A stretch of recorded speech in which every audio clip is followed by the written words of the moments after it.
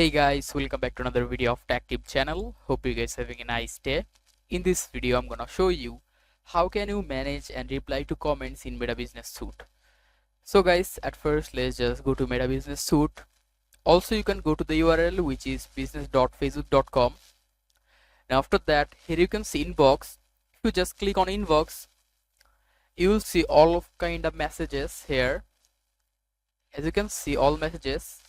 If you have selected your Instagram account to connect with your Facebook page, your Instagram messages and Instagram comments will be here.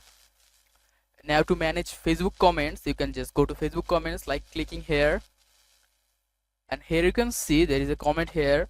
If you want to reply to the comment and if you want to give like, you can do it. If you want to just click on reply, the name of that person will be mentioned and you can just reply to them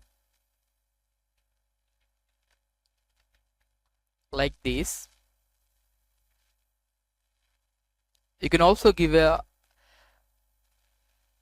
reaction to this, and if it is done, you can just click on here, move to done. Also, you can just click on here to move to done. You can click on here to mark as follow-up.